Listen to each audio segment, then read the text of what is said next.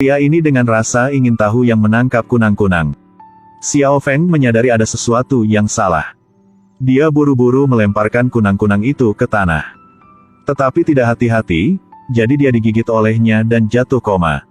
Seluruh tubuhnya menjadi sakit luar biasa. Aku tidak tahan lagi. Biarkan aku mati. Saat berbahaya, seekor naga berkaki 4 datang.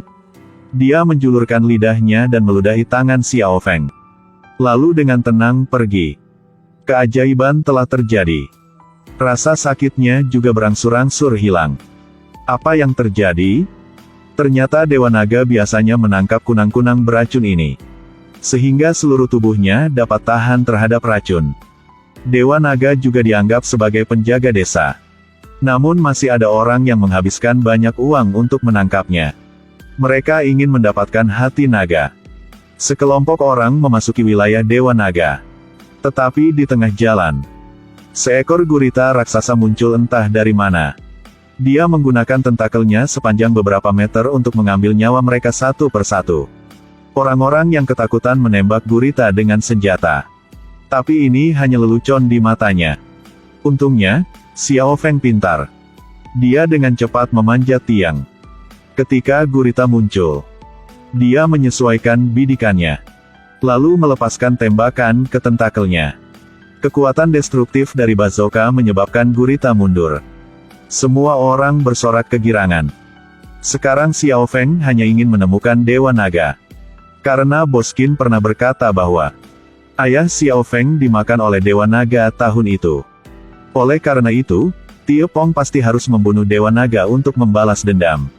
Tanpa diduga, ketika mereka memasuki hutan, mereka segera menemukan monster yang jauh lebih besar daripada Dewa Naga. Pria itu merasakan sesuatu di belakangnya. Dia menoleh ketakutan. Aduh, semua orang bergegas mengikuti tembakan. Melihat sisik yang jatuh di tanah. Ini pasti dari Tyrannosaurus raksasa. Huzi tiba-tiba bersemangat. Setelah banyak kesulitan, dia akhirnya dapat menemukan Dewa Naga. Tapi tindakannya yang agresif menarik para tanaman merambat. Ribuan tanaman merambat bergegas menuju orang-orang Xiao Feng. Satu persatu diikat olehnya dan digantung di udara.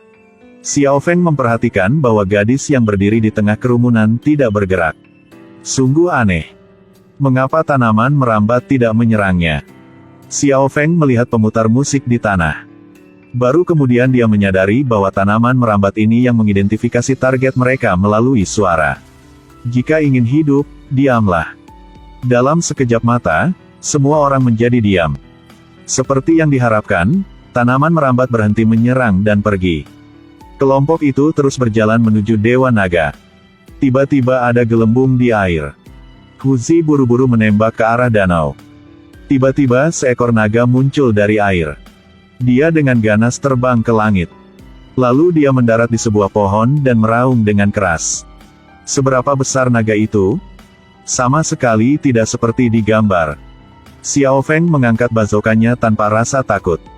Saat ini, dia menemukan bahwa gadis sebelumnya memanfaatkan kekacauan untuk melakukan trik dengan senjatanya. Huzi masih dengan panik menembak ke arah naga itu. Tindakan ini benar-benar membuatnya marah. Naga Dewa bergegas menuju kelompok orang ini.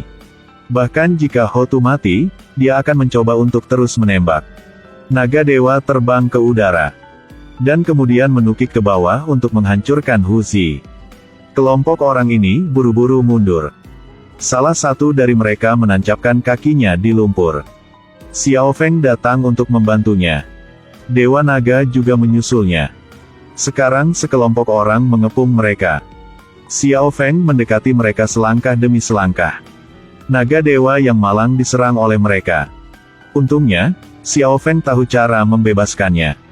Dia dengan lancar mengeluarkan batang besi dari Dewa Naga.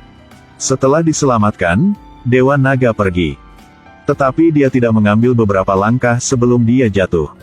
Ternyata lukanya terlalu dalam. Xiao Feng meletakkan senjatanya. Lalu menuangkan sesuatu ke tubuh naga itu. Dengan sangat cepat, Dewa Naga bisa bangun. Dia memimpin mereka ke lembah. Tanpa diduga, ketika dia hendak beristirahat sebentar, dia diikat oleh anak buah Boskin. Ternyata Dewa Naga tidak memakan ayah Xiao Feng. Pelaku sebenarnya adalah Bos Qin. Dia selalu ingin menangkap Dewa Naga untuk menggunakan hatinya sebagai obat. Kepala desa mempertaruhkan nyawanya untuk menghentikannya. Meskipun Dewa Naga terluka, dia masih membawa Xiao Feng dan gadis itu ke tempatnya. Setelah itu, dia buru-buru melompat ke Danau Suci. Tanpa diduga, Bos Qin membawa banyak orang ke sini. Dia bahkan menggunakan senapan ikan besar. Untungnya, ketika mereka akan menyalakan api, Xiao Feng muncul tepat waktu. Dia dengan cepat melewati laras ke sisi lain agar tidak melukai Dewa Naga.